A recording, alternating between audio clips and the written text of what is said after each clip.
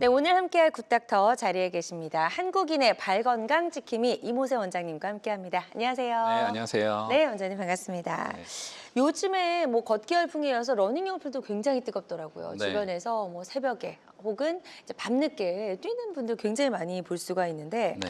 이 걷기와 달리기의 대표적인 그 부작용이라고 하면 좀 그런데 네. 좀 무리하게 했을 경우에 이제 발 통증이 좀 네. 많이 느껴지잖아요. 네. 발바닥이 좀 아프시다 이런 이야기들 많이 하시더라고요. 네, 맞습니다. 지난 한 해 동안 전 국민의 가장 많은 관심을 받았던 운동 두 가지가 있습니다. 네. 바로 맨발 걷기와 달리기. 아, 맞아요. 즉, 맨발 걷기도 많이 네, 하시더라고요. 남녀노소를 불문하고 모두 다 관심을 가지고 현재도 하고 계시는 분도 있고 하시다가 발 통증으로 인해서 잠시 중단하고 계신 분들도 있을 텐데 오늘 이 자리를 빌어서 좀 자세한 정보를 전해드리고자 합니다. 네. 그러니까 뭐든 또 과하면 또 안 좋을 수가 있고 또 네. 이렇게 몸에 좋은 것도 우리가 좀 잘 알고 해야 될 것 같다는 생각이 드는데요. 네. 달리기, 러닝을 무리하게 했을 때 올 수 있는 구체적인 질환 어떤 것들이 있을까요? 네, 맞습니다. 달리기 질환의 가장 특징적인 점은 같은 동작을 계속 반복을 하게 되고 특히 달리기를 할 때는 본인 체중의 최소 3배에서 5배에 이르는 하중이 발에 집중하게 됩니다. 따라서 잘못된 자세로 같은 자세를 반복하게 되는 달리기를 하게 되면 당연히 정겨운 발의 조직에 문제가 생길 수 있게 되죠. 그래서 자료 화면을 보면서 가장 대표적인 질환 3가지를 보여드리겠습니다. 네. 누구나 한 번쯤 들어보셨을 텐데요. 발바닥이 주로 아픈 족저근막염, 가장 다빈도로 발생하는 질환입니다. 맞아요. 네네. 두 번째로는 부착부 아킬레스 건염. 말이 좀 어렵지만 아킬레스 건염에도 종류가 좀 있습니다. 네. 특히 뒤꿈치뼈에 붙는 아킬레스 부위에 염증이 생겨서 질환이 생겼을 때를 부착부 아킬레스 건염이라고 합니다. 마지막으로 또 이것도 다빈도 질환 중에 하나인데요. 달리다가 노면이 불규칙한 데서 잘못 뛰어서 발목이 꺾이는 발목 인대 파열이 3대 다빈도 질환입니다. 맞아요. 족저근막염 그리고 아킬레스 건염 그리고 발목 인대 파열까지 흔하게 이제 올 수 있는 여러 가지 질환들 간단하게 짚어주셨고요. 발바닥이 아픈 이제 그런 그 발바닥 통증을 부르는 질환 중에서 가장 흔한 게 족저근막염이라고 말씀하셨는데 이게 여성들이 이제 하이힐 신었을 때도 많이 올 수 있는 질환 아닌가요, 원장님? 네, 맞습니다. 일단은 족저근막이라는 것 자체는 발의 아치를 잡아주는 가장 중요한 연부 조직 중에 하나입니다. 하이힐 같은 경우는 발의 안정성을 무너뜨린 자세를 오랫동안 유지하기 때문에 족저근막에 스트레스가 당연히 올라가게 되고 네네. 이로 인해서 발바닥 통증이 당연히 악화될 수 있습니다. 네, 그렇군요.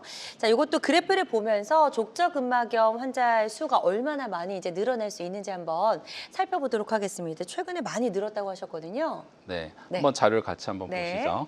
2011년도에는 한 10만 명 정도로 추산됐던 족저근막염 환자의 수가 최근 2021년에는 26만 명, 2배 이상 증가한 것을 보실 수 있습니다. 네. 현대인들이 다양한 운동과 외부 활동이 늘어나면서 이런 발바닥 질환이 늘어나고 있는 것을 객관적으로 알 수 있습니다. 네. 자, 그런데 이런 족저근막염이 또 좀 고치기 어려운 고질병이다 이런 이야기도 있더라고요. 네. 어떤가요? 맞습니다. 족저근막이 워낙 다빈도 질환이고 처음에는 아주 작은 통증으로 시작하기 때문에 별거 아닌 것처럼 대수롭지 않게 생각을 하시고 방치를 하시는 경우가 많습니다. 네. 하지만 주어진 자료 사진을 한번 보시겠습니다. 아주 작은 염증으로 시작했던 발바닥 족저근막염이 시간이 지나면서 만성화가 됐을 때는 뼈에도 변성이 일어나게 되고 이런 것을 일반인들이 발바닥 가시뼈라고 얘기하는 만성 족저근막염으로까지 진행을 하게 됩니다.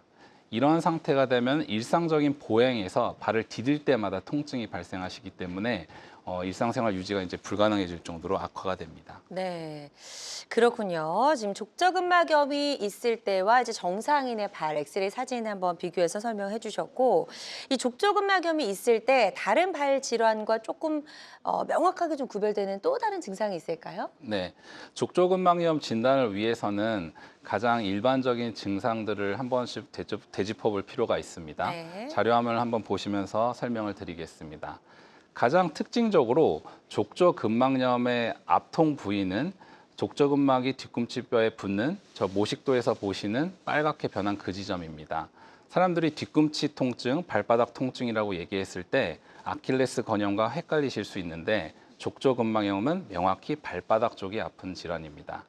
첫 번째 증상으로는 아침에 첫 발을 디딜 때 또는 오래 앉아 있다가 첫 발을 디딜 때 악 하는 소리와 함께 통증을 많이 호소하십니다. 또는 시간이 오래 지나면서 만성화가 될수록 뒤꿈치 전체 또는 안쪽 부위에도 통증을 느끼시게 됩니다. 또 특징적인 동작을 했을 때 발가락을 발등 쪽으로 위로 올리실 때 통증이 악화되는 경향을 보이시고 서 있을 때 발바닥이 뻐근하고 걸을 때 좀 더 묵직한 통증이 악화되는 경향을 보이게 됩니다. 네, 지금 이제 족저근막염이 있을 때 대표적으로 올 수 있는 여러 가지 증상들 설명을 해주셨습니다. 이런 증상들 지금 방송 보고 계신 분들 중에서 혹시라도 내 얘긴데 하시는 분들 계실 것 같아요. 그런 분들 계시다면 지금 바로 전화 주시면 좋을 것 같고요.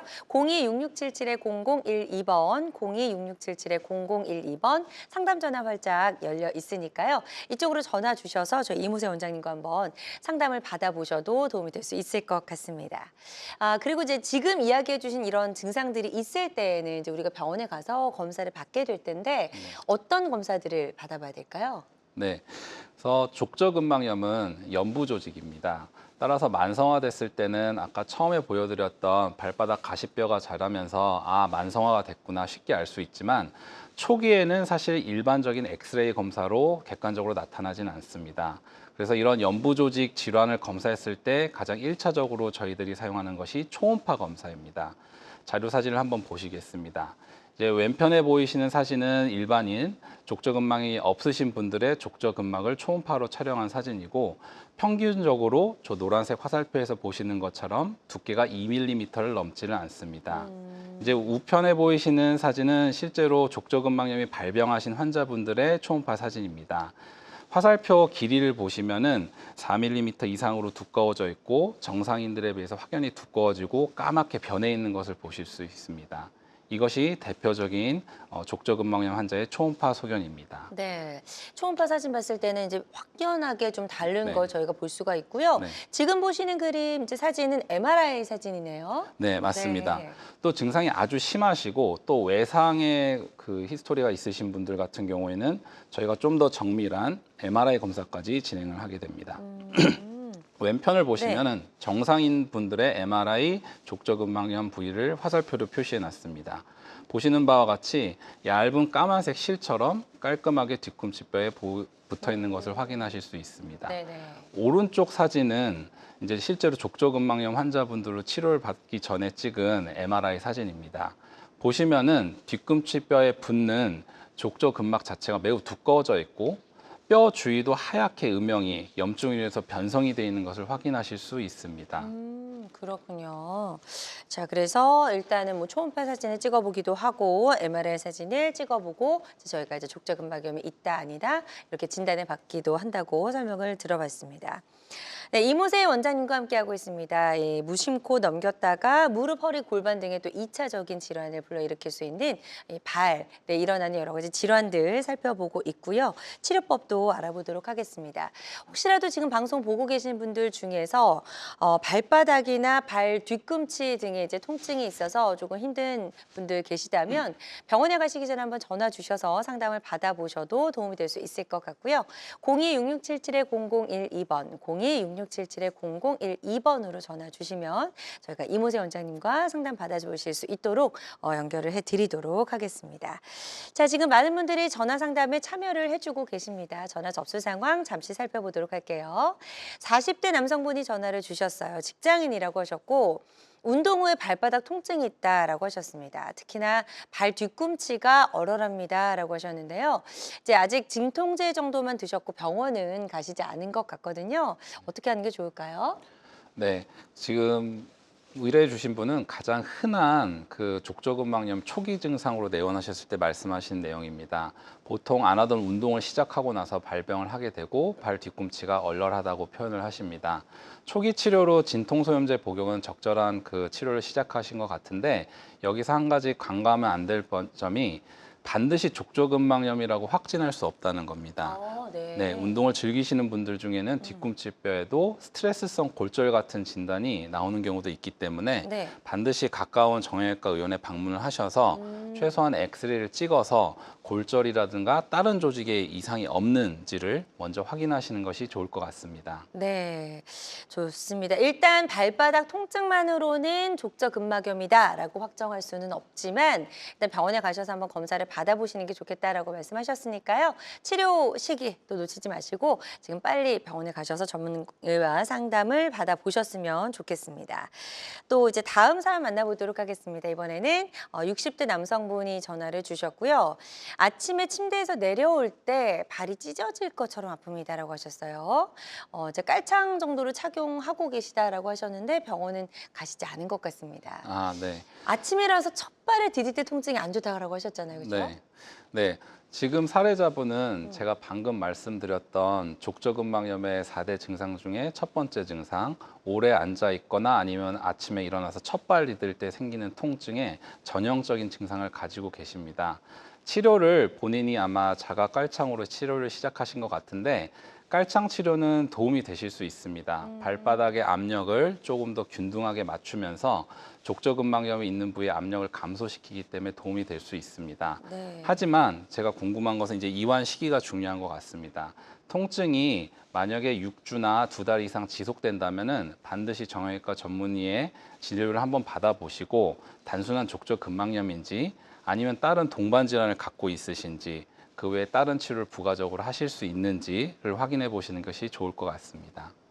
네, 좋습니다. 일단 이분도 역시 병원에 가셔서 적극적으로 좀 검사를 받아보실 필요가 있을 것 같다는 생각이 들거든요. 이 부분 참고하셔서 저희 병원에 가셔서 잘 한번 치료 계획을 세워보셨으면 좋겠습니다. 자, 다양한 증상과 궁금증 전화로 물어봐 주고 계신데요. 계속해서 궁금한 점 있으시다면 026677-0012번, 026677-0012번으로 전화 주셔서 상담을 받아보시면 도움이 될 수 있을 것 같고요. 전화상이다 보니까 저희가 보다 명확하게 진단을 내려드리는 데는 어느 정도의 한계가 존재할 수 있다는 점 꼭 기억해 주시면 좋을 것 같습니다. 그리고 실시간 시청자 상담은 생방송 도중에만 가능하니까요. 이 점도 꼭 기억해 주시길 바랍니다. 자, 원장님 주변에 이제 족저근막염을 앓고 계시는 특히나 이제 여성분들이 좀 많으신데요.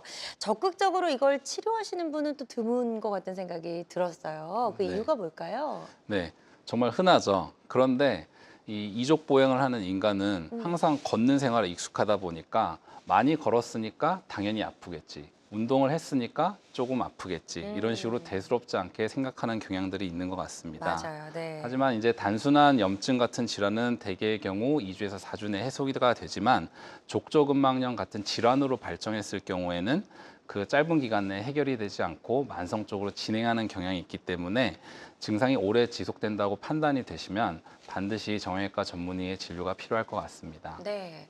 일단 족저근막염 같은 경우에는 뭐 무조건 수술하거나 그런 건 또 아닌 걸로 알고 있거든요. 그래서 뭐 이 족저근막염이 있을 때 어떤 치료법들이 있는지도 좀 간단하게 짚어주실까요? 네, 맞습니다.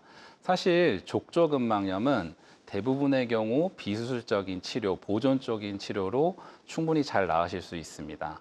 그 자연 경과를 보더라도 지금 표에 나와 있는 6가지 정도의 치료를 잘 조합을 하면 평균적으로 6개월에서 9개월 내에 자연스럽게 낫는 것으로 알려져 있습니다. 네. 하나씩 살펴보겠습니다. 네. 첫 번째로는 편한 신발을 찾는 것이 당연히 중요합니다. 쿠션이 좀 두텁고 발바닥이 쉽게 구부러지지 않는 견고한 신발이 좋습니다. 증상이 좀 심하신 분들에는 나이트 스플린트라고 하는 밤에 착용하는 보조기가 있습니다. 보통 정형외과 의사들이 처방을 하고요. 네. 세 번째 스트레칭은 사실 족저근막염 환자들에게 정형외과 의사들이 가장 강조하고 교육을 시키는 치료 방법 중에 하나인데 올바른 방법으로 스트레칭을 지속적으로 하는 것이 매우 중요합니다. 네. 통증이 아주 이제 극심한 시기에는 당연히 오른편에 있는 3가지 치료를 병행을 하게 됩니다. 먹는 경구 소염제 또는 극심한 부위의 혈액순환량을 늘려서 염증 물질을 해소하기 위한 충격파 치료, 또 딛지 못할 정도로 아프신 분들은 네네. 소염주사 치료를 간혹 하기도 합니다. 하지만 소염주사 치료는 매우 신중하게 결정을 해야 되고 족저근막 자체가 매우 얇고 섬세한 조직이기 때문에 네. 소염주사 치료를 잘못 받았다 오히려 파열되는 경우도 있습니다. 따라서 반드시 정형외과 전문의의 그 가이드하에 치료를 받으셔야 합니다. 네. 자, 족저근막염의 비수술적인 치료법에 대해서 간단히 짚어봤고요. 이런 비수술적인 치료를 했는데도 불구하고 좀 효과가 미미하고 일상생활 안에 좀 많은 불편함이 있다라고 생각이 될 때는 어떤 방법들이 있을까요? 네, 맞습니다. 사실 방금 보여드렸던 비수술적인 치료로 모든 환자분들이 다 나으시면 좋겠지만은 현실적으로는 보여드렸던 치료를 다 오랫동안 시도해 봤음에도 불구하고 만성적인 통증으로 고생을 하시고 일과에 지장을 받고 계시는 분들이 너무나 많습니다. 이런 경우에는 결국에는 수술적 치료를 선택할 수밖에 없는데요. 수술적 치료에는 일반적인 정형외과 질환과 마찬가지로 크게 두 가지 방식으로 나뉘게 됩니다. 자료 화면을 보면서 설명을 좀 드리겠습니다. 이 족저근막이 위치한 부위는 발바닥으로 가는 모든 혈관과 신경이 지나가는 통로에 위치해 있습니다. 따라서 매우 접근하기가 어렵고 네. 전문의인 정형외과 의사들도 부담스러운 부분은 사실입니다. 하지만 통증이 너무 심하신 분들은 결국 이제 절개형 수술을 통해서 접근을 해서 염증이 있는 족저근막을 유리술을 시켜주고 그쪽에 유착되어 있는 흉터 조직을 제거함으로써 호전을 도모하게 됩니다. 절개형 수술은 표에 나와 있는 것처럼 보통 한 5cm 정도의 절개를 통해서 그 주위에 있는 중요한 혈관 신경을 안전하게 제치고 염증 있는 족저근막만 선택적으로 절개를 하고 그다음에 자라나에 있는 뼈도 절제를 하게 됩니다. 하지만 모든 절개형 수술이 그렇듯이 그 접근 과정에서 연부 조직이 당연히 손상이 있을 수 있고 흉터가 크기 때문에 그 흉터 자체로 인한 통증 또한 당연히 그 흉터가 아무는 동안에 비체중 부항, 발을 제대로 디딜 수가 없습니다. 그래서 그런 일상생활의 복귀가 늦어지는 단점 등이 있습니다. 네. 자, 족저근막염을 이제 비수술적인 치료에서 더 낫지 않을 경우에는 이제 절개형 수술이라고 해서 수술하는 방법을 하나 설명해 주셨고, 요거 말고 이제 내시경을 또 이용하는 치료법도 있다고요? 네, 맞습니다. 그래서 방금 보여드렸던 거는 전통적인 절개형 족저근막 유리술이었고 네. 의학 기술이 이제 많이 발전하게 되면서 보시는 것처럼 족저근막염도 내시경을 이용한 유리술을 시행하게 되었습니다. 가장 왼편에 보이시는 사진을 보면 사람 환자분 발바닥에 빨간색 점이 하나 보이시죠? 네. 저게 내시경 레이저에서 나오는 불빛인데요. 정확하게 염증이 있는 족저근막 부위를 찾아서 저 도구로 해결을 하게 됩니다. 중간에 있는 사진은 실제 내시경 사진입니다. 은색 막대기처럼 보이는 저 특수 도구로 뻘겋게 돼 있는 염증 조직을 정확하게 제거하는 과정을 보여드리는 거고 가장 오른편에 있는 사진을 보시면 그 병변 부위가 빨갛게 변해 있는 것이 보이시죠? 네.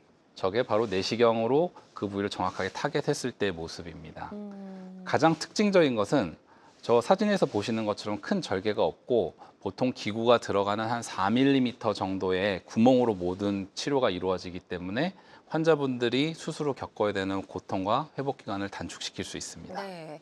이 내시경 이제 이런 장비가 사실 이제 뭐 여러 가지 수술에 많이 사용이 되는데 유독 가는 것 같아요. 네. 센티미터도 되지 않고 4mm 정도면 된다는 말씀이시죠? 네, 맞습니다. 네. 말씀하신 것처럼 이 내시경이 다양한 관절에 쓰이는데 보통 어깨나 무릎 같은 경우는 4mm, 발바닥에는 2.7mm까지 내려가게 됩니다. 오. 좀 더 정교한 기구들이 발전을 하면서 네. 적용이 가능하게 되었습니다. 네.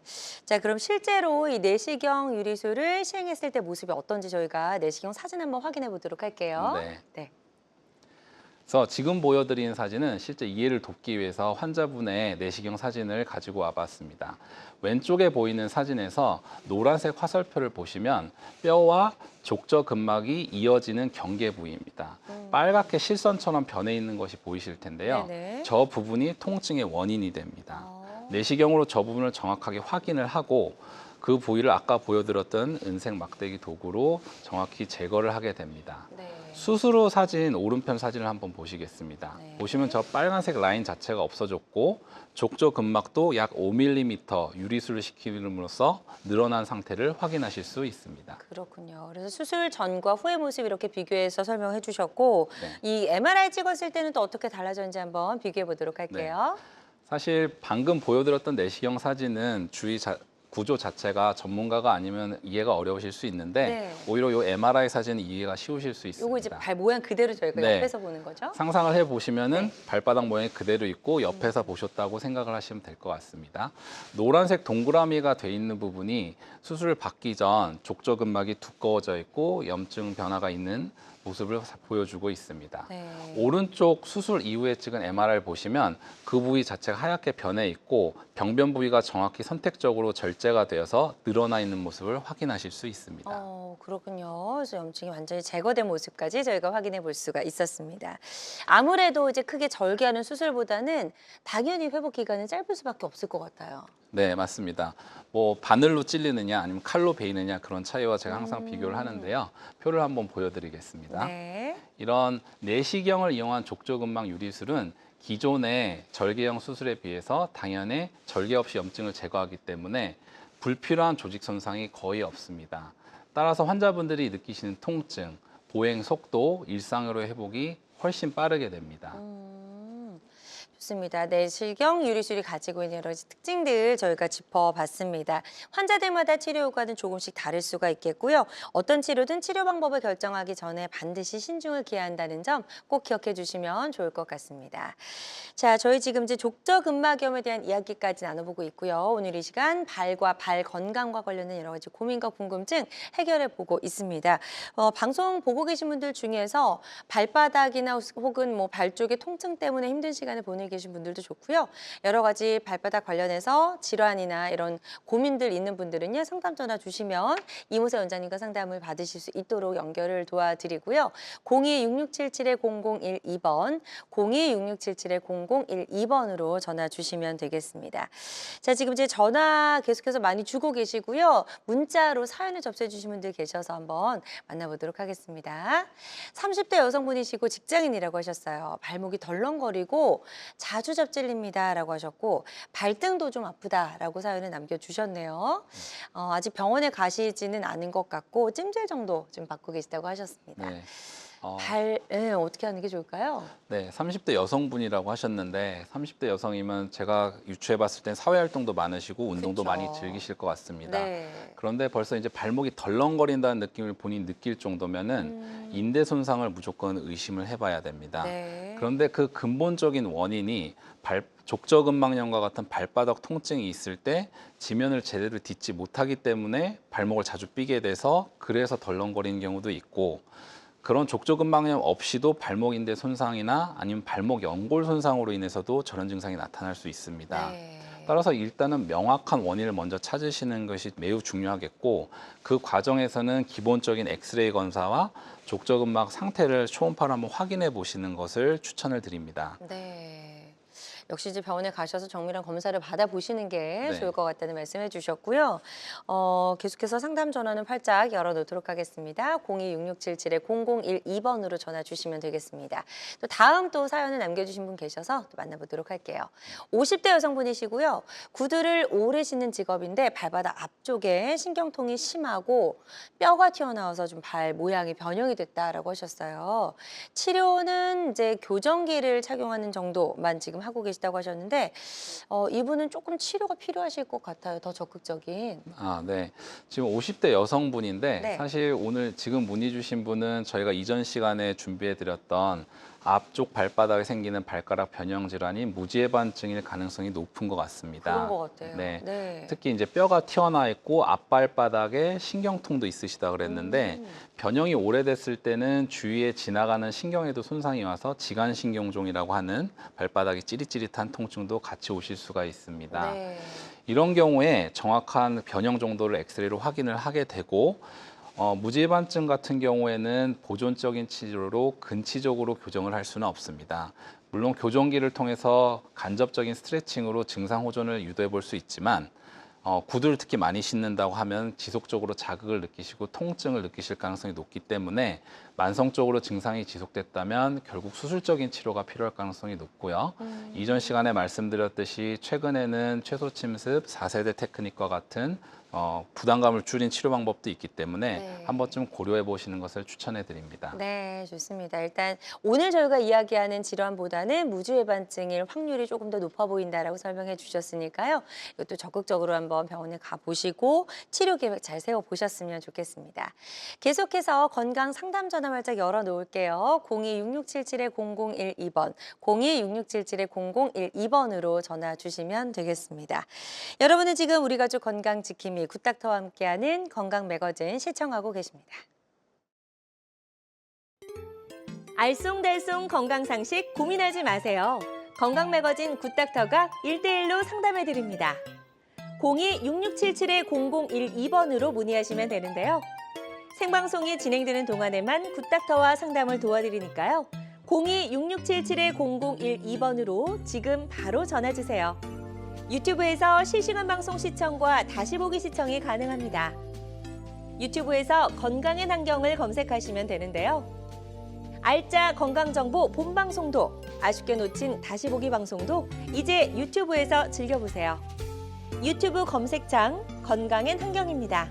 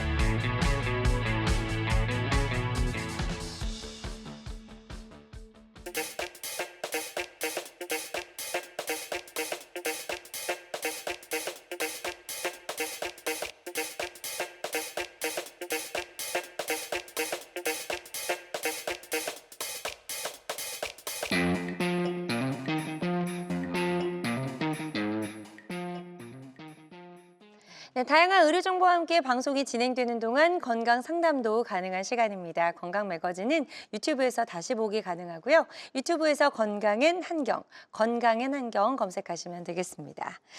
자, 저희가 이제 발바닥 통증을 불러일으키는 여러 가지 질환들에 대해서 이야기를 좀 나눠보고 있고요. 이 발바닥에 가시처럼 뼈가 자라나는 경우도 있다면서요. 네, 이건 네. 어떤 질환일까요? 네, 맞습니다. 오늘의 이제 중심 질환인 족저근막염이 만성화됐을 때는 그 염증의 자극을 뼈에도 받아서 뼈에 변성이 일어나게 되고 환자들이 발바닥에 가시뼈가 자랐다라고 놀라시면서 병원에 찾아오십니다. 네. 어떤 식으로 좀 뼈가 자라게 되는지 한번 이거 엑스레이 사진 보면서 설명 들어볼게요. 네, 제가 준비해온 사진을 보면서 설명을 간략히 드리겠습니다. 지금 가장 왼편에 보이시는 사진은 일반적으로 정상적에 가까운 족저근막염 환자분의 사진입니다. 네. 뒤꿈치뼈는 보시는 것처럼 이렇게 길게 생겼는데 이 부분이 바닥에 닿는 면입니다. 네. 초기 족저근막염 환자였고 사실 정상인과 비교하면 약간의 변형이 있는데 알기는 쉽지 않습니다. 여기 보시면 살짝 튀어나온 이 부분이 뼈의 변성이 시작된 것입니다. 그러네요. 네. 예. 시간이 좀 더 지나서 만성화가 됐을 때는 좀 더 확연한 변화가 보이기 시작합니다. 중간에 있는 환자분은 족저근막염이 중기 정도까지 진행된 상태였고 네. 똑같은 뒤꿈치 뼈인데 바닥에 닿는 부위에 조금 더 가시처럼 튀어나오기 시작한 것을 확인하실 수 있습니다. 그렇죠. 네. 그래서 말기까지 네. 보시면 그래서 이 다르네요. 가장 오른편에 있는 네. 사진은 이제 족저근막염을 2년 이상 앓으셨던 분의 사진입니다. 보시는 것처럼 뒤꿈치 목뼈 모양은 똑같은데 바닥에 닿는 부위에 아주 가시처럼 길게 뼈가 돌출되어 있는 것을 보실 수 있고 당연히 이렇게 바닥에 접촉하는 부분에 큰 뼈가 돌출되어 있으면 네. 닿을 때마다 주위에 있는 신경, 족저근막도 자극을 하기 때문에 통증을 느끼실 수 있습니다. 그렇군요. 그래서 이런 경우에는 이제 즉각적으로 좀 빨리 치료를 받아 보셔야 될 것 같은데 이런 경우에는 반드시 좀 수술적인 방법이 필요할까요, 원장님? 한 가지 오해하시면 안 되는 네. 게 이 발바닥 가시뼈가 자랐다고 해서 반드시 수술이 필요한 것은 아닙니다. 항상 본인이 느끼는 증상과 방금 보여드렸던 MRI 영상 검사를 조합을 해서 수술적 치료가 도움이 될 만하다고 의사가 판단했을 때 수술적 치료를 시행하게 됩니다. 네. 그럴 거면 이제 시도해 볼 수 있는 게 족저근막염 내시경 유리술인가요, 네, 원장님? 예. 맞습니다. 자, 그렇다면 어떤 경우에 이런 수술이 필요한지 예후가 좋았던 치료 사례를 보면서 한번 자세히 알아보도록 하겠습니다. 첫 번째 사례부터 좀 소개해 주실까요? 네, 제가 오늘 준비한 내용은 보여드렸던 보존적 치료에 실패를 해서 결국 이제 수술적 치료를 선택하셨던 분들의 사례들입니다. 첫 번째 환자분은 61세 여자 주부분이셨습니다. 한 석 달 전부터 맨발 걷기 열풍에 따라서 열심히 걷고 나서 통증이 발생하기 시작했는데 이제 통증이 발생하니까 동네 의원에서 이제 주사 치료, 충격파 치료 등을 여러 번 받으셨는데 통증이 사라지지 않으셨습니다. 네. 그래서 내원을 했을 당시에는 집안에서 슬리퍼 없이는 맨바닥을 딛지 못할 정도로 통증이 심하셨습니다. 여기 사진을 보시면은 뒤꿈치뼈가 이렇게 보이고 사실 엑스레이 상에는 아주 큰 변화가 지금 보이지는 않는 상태였습니다. 네. 하지만 일상생활에서 바닥을 딛지 못할 정도로 아프셨기 때문에 그렇죠. 결국 내시경 유리술을 진행하게 되었습니다. 네. 다음 사진을 한번 보여드리겠습니다. 자, 이제 수술 전과 후의 모습입니다. 그래서 이분은 기존 절개술은 너무 부담스러우셨기 때문에 내시경 유리술을 선택을 해서 진행을 했고 당시에 무죄반증도 같이 있으셔서 무죄반 교정증도 같이 해드렸습니다. 수술 전 엑스레이 밑에 있는 이 사진이 내시경 사진입니다. 보시는 이 은색 기구로 이 뻘겋게 되어 있는 그 족저근막 염증 부위를 정확하게 유리술을 시행하는 장면이고 네. 우편에 수술 후 사진을 보시면은 염증 있는 부위를 제거하고 5mm 정도 유리술이 시행된 족저근막 상태를 보실 수 있습니다. 네. 61세 이 여자분 환자분은 이 수술 이후에 다시 일상으로 복귀하시고 다시 좋아하시던 운동도 시작을 하시고 계십니다. 네. 자, 61세 여성분의 치료 사례 소개해 주셨고요. 환자들마다 치료 효과는 조금씩 다를 수 있다라는 점 꼭 기억해 주시면 되겠습니다. 다음 사례도 만나볼게요. 다음 사례 역시 60세 남성분이시고 치료 전에 어떤 증상 호소하셨을까요? 네, 이 환자분께서는 2년 전부터 이제 등산을 즐기셨는데 전형적인 족저근막염 증세를 느끼셨습니다. 아침에 첫발 디디면 통증이 있고 특히 발바닥, 뒤꿈치 부분이 아프셨고 조금 걸어 다니면 통증이 좋아지는 것 같아서 좀 간과를 하셨는데 문제는 등산을 즐기시면서 이 통증 강도가 점점 심해지셨습니다. 네. 그래서 동네 의원에서 처음 말씀드렸던 일반적인 보존적 치료, 소염제 치료를 하셨는데 엑스레이상 발바닥 가시뼈가 점점점 증가하고 통증의 강도도 증가해서 내원을 하시게 되었습니다. 수술 전에 시행한 엑스레이 한번 보시겠습니다. 네. 이전과 다르게 처음 보여드렸던 환자분 사례와 다르게 이 뒤꿈치뼈 부분에서 살짝 가시뼈가 자라나는 것을 보실 수 있습니다. 그래서 역시 내시경 유리술을 시행하셨고요. 네. 환자분도 일상생활에 유지하지 못할 정도로 통증이 심했기 때문에 결국 내시경 유리술을 시행하게 되었는데요. 수술 전에 보이시는 이런 발바닥 가시뼈 부분에 족저근막 염증이 있었기에 아까 보여드렸던 내시경 유리술을 정확히 시행해 드렸고 수술 후 모습을 보시면 같은 뒤꿈치 뼈지만 정상인과 같이 자연스럽게 가시뼈가 없어져서 둥그렇게 마진이 형성된 것을 보실 수 있습니다. 네. 좋습니다. 60세 남성분의 치료 사례 소개해 주셨고요. 환자들마다 치료 효과는 조금씩 차이가 있을 수가 있겠습니다. 자, 다음 사례도 만나볼게요. 이번에는 50대에서 했네요. 54세 남성분의 치료 사례입니다. 네, 오늘 주제와 가장 부합하는 환자분의 사례입니다. 이분은 1년 전 러닝 열풍에 같이 달리기를 이제 시작하셨고 6개월 전에 10km 마라톤 이후에 통증이 급격하게 악화되셨다고 했습니다. 네네. 그런데 이제 달리기를 너무 좋아하셔서 진통제 약 주사로 버티시면서 계속해서 대회를 참가하게 되셨고 처음에는 전형적으로 아침에만 아프셨지만 최근에는 낮에도 딛기만 하면 통증이 있어서 일상생활이 안 되시는 정도로 내원하셨습니다. 아니 이제 악화가 된 상태셨네요. 네, 매우 만성화가 되고 통증도 심하셨고 파병원에서 엑스레이상 발바닥 가시뼈까지 확연하게 보이는 상태로 내원을 하셨습니다. 네. 그래서 내원하셔서 이미 보존적인 치료를 다 시도해 보셨기 때문에 내시경 유리술을 선택하셔서 치료를 시행하게 되었습니다. 수술 전후 사진을 한번 보여드리겠습니다. 그래서 왼편에 보이시는 것처럼 이미 염증이 너무 심해서 여기 가시처럼 톡 튀어나와 있는 가시뼈가 보이고 여기에 붙어 있는 족저근막에 염증이 너무 심하셔서 내시경 유리술을 시행을 했고 유리술을 시행하면서 저 가시뼈도 같이 제거를 시행했습니다. 수술 후 사진을 보시면 아까 전보다 확연하게 튀어나왔던 뼈가 줄어 있는 걸 보실 수 있고 자연스럽게 둥글게 변한 정상적인 뒤꿈치뼈 모양을 보실 수 있습니다. 네. 좋습니다. 54세 남성분의 치료 사례 소개해 주셨고요. 예후가 좋았던 사례였습니다. 환자들마다 치료 효과는 조금씩 차이가 있을 수 있다라는 점 다시 한번 말씀을 드리고요. 저희 이무세 원장님과 함께하고 있습니다. 무심코 넘겼다가 무릎, 허리, 골반 등 다른 부위에 2차적인 문제를 일으킬 수 있는 발의 위험 증상들 살펴보고 있고요. 또 어떤 방법으로 치료할 수 있는지 알아보고 있습니다.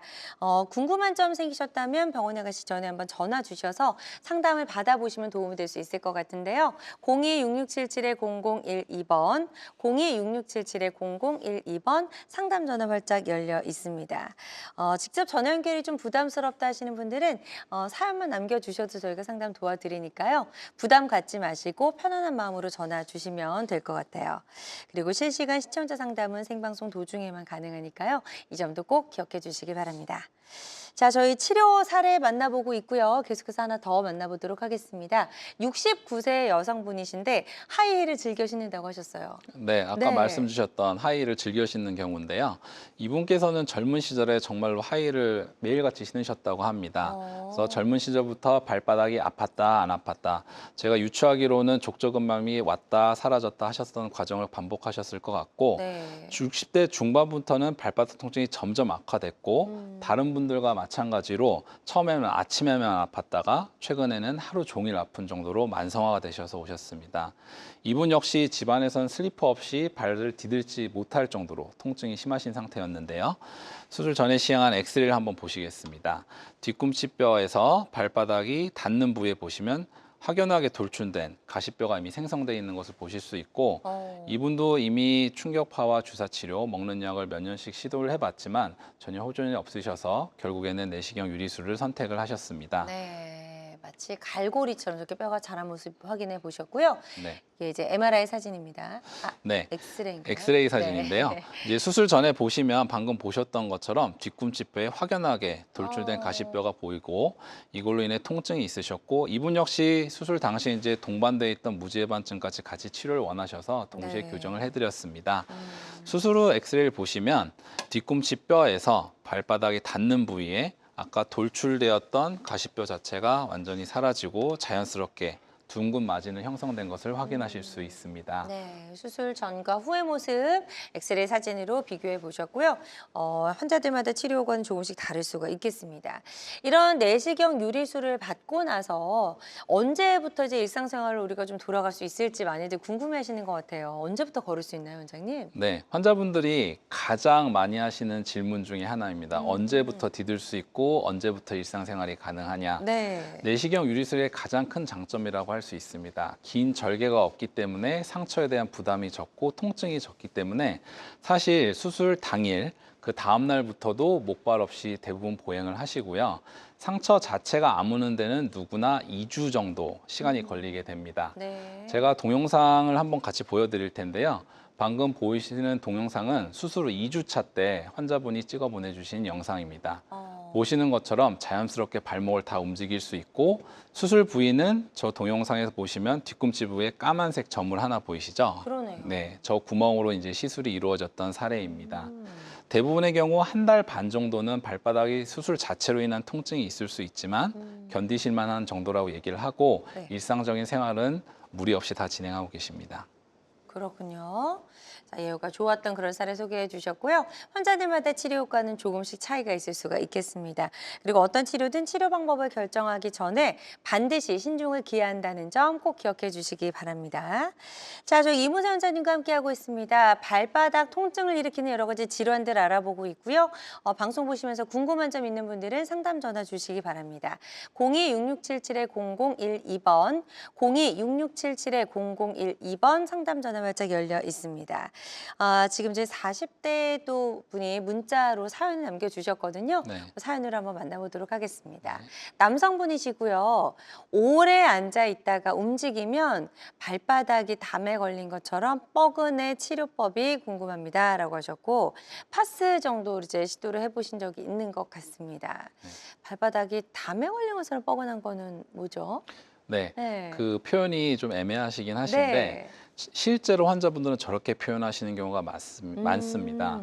지금 50대 환자분이라고 그러셨는데 저런 중년 남성 같은 경우는 사실 오늘 이 시간에 다루진 않았지만은 발목 터널 증후군이 같이 동반되는 경우가 있습니다. 네. 물론 오래 앉아 있다가 통증이 생긴다는 것은 족저근막염의 전형적인 증상이긴 하지만 연령을 고려했을 때는 반드시 발목 터널 증후군을 의심을 해봐야 됩니다. 이유는 설명드린 것처럼 담에 걸린 듯한 그런 우리한 통증으로 표현을 하시는데요.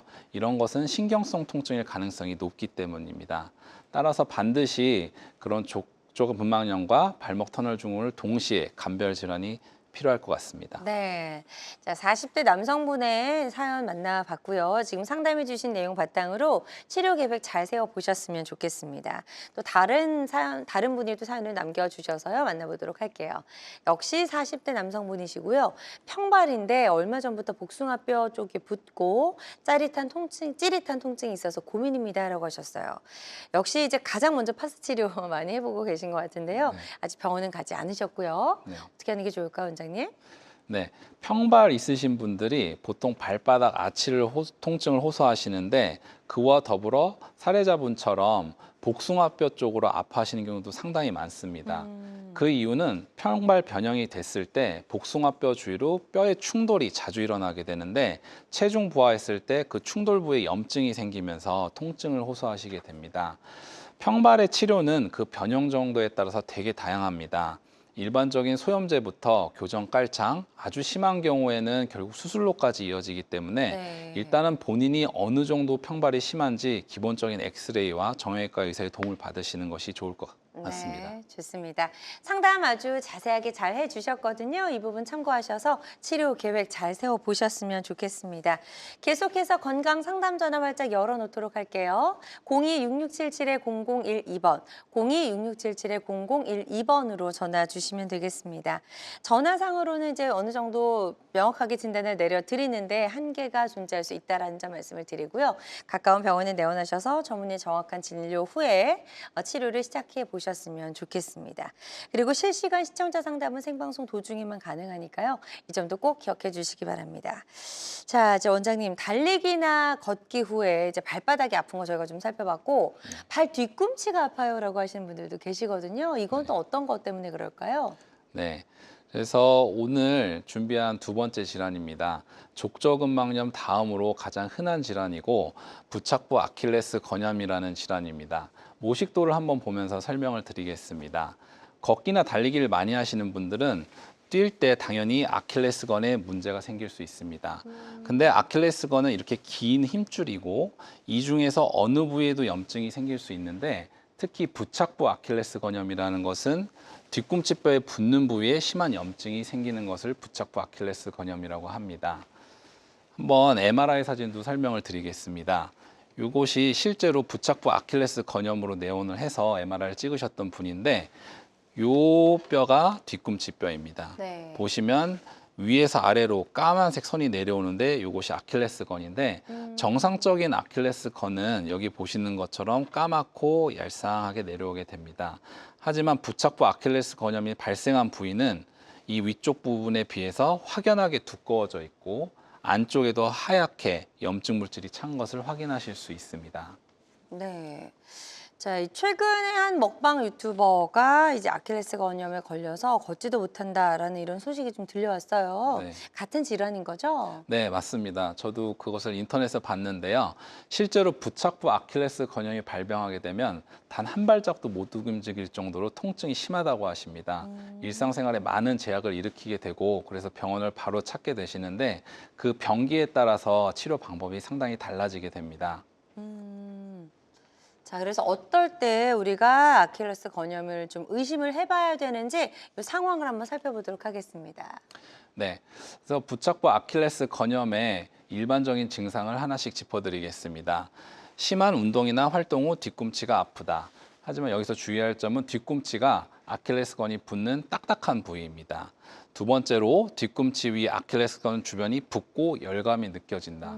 조금만 걷고 서더라도 뒤꿈치 부위가 뻘겋게 변하고 실제로 눌렀을 때 살이 푹 들어갈 정도로 부어 있는 것을 많은 환자분들이 이야기를 하십니다. 세 번째로 아킬레스건 주변을 눌렸을 때 통증이 나타난다. 일상생활에는 통증이 없다가 누르기만 하거나 신발에 닿기만 해도 통증이 있다고 말씀하시는 분들이 있습니다. 네 번째로 활동상에서 가장 특징적인 증상입니다. 까치발 동작을 할 때 매우 통증이 심해지고 불편감을 확연히 느끼시는 경우가 많습니다. 마지막으로 계단을 오르내릴 때도 이 부착부 아킬레스 건염 환자분들은 매우 어려워하십니다. 이 중에 하나라도 내가 해당이 된다면 빨리 병원에 가보시는 게 좋을까요?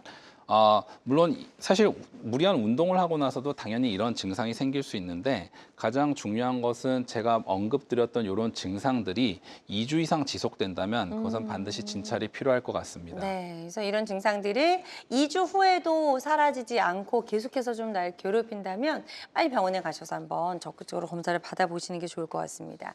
이렇게 아킬레스 건염이 있다라고 진단이 됐을 때 치료를 시작해야 될 텐데 이것도 마찬가지로 좀 수술적인 방법이 효과적일까요? 어떨까요? 네, 부착부 아킬레스 건염은 사실 치료가 쉽지 않은 질환 중에 하나입니다.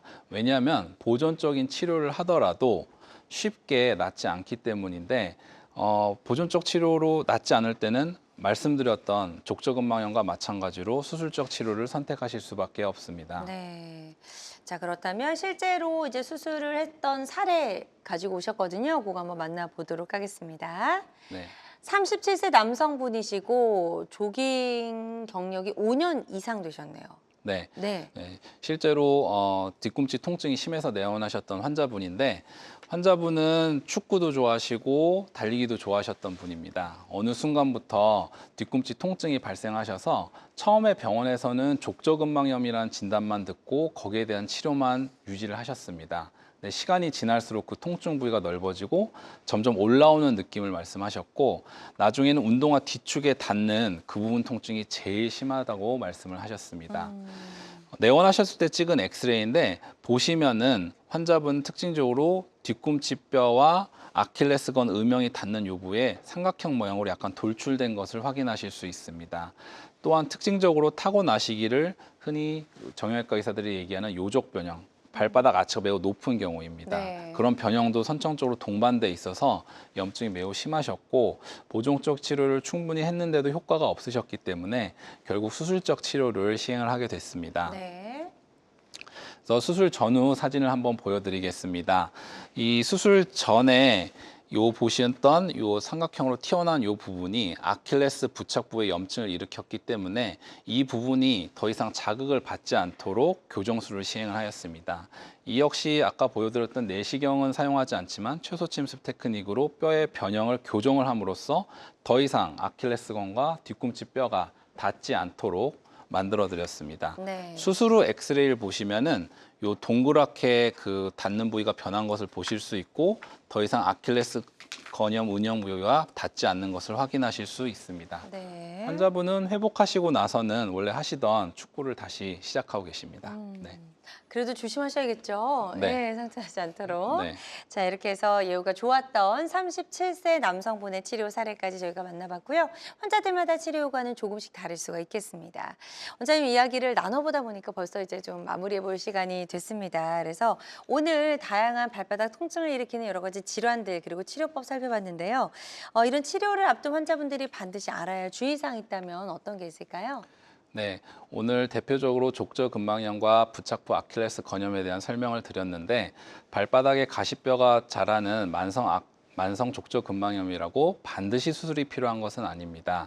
환자분의 정확한 병기와 변형 정도와 통증 양상을 정확히 진단을 받으시고 적절한 보존적인 치료를 충분히 시행하신 다음에 보여드린 사례자분과 같이 효용이 없을 때는 내시경 유리술과 같은 치료도 시행을 해볼 수도 있습니다. 네. 자, 오늘 다양한 치료법까지 살펴봤습니다. 모든 치료법에는 부작용이 따를 수 있고 개인마다 치료 효과가 다르다는 점, 그리고 전문의와의 상담을 통해서 적절한 치료를 받는 것이 가장 좋은 선택이라는 점 꼭 기억해 주시기 바랍니다. 지금까지 이모세 원장님과 함께했습니다. 원장님 오늘 말씀 고맙습니다. 네, 감사합니다. 건강 장수를 위한 최고의 선택 건강 매거진 위드 굿닥터 마무리할 시간이 됐고요. 실시간 시청자 상담은 생방송 도중에만 가능합니다. 이 점 꼭 기억해 주시고 오늘 방송이 아쉬운 분들은 유튜브에서 건강엔 한경, 건강엔 한경 검색하시고 많이 놀러와 주시면 좋을 것 같습니다. 함께해 주신 여러분 고맙습니다.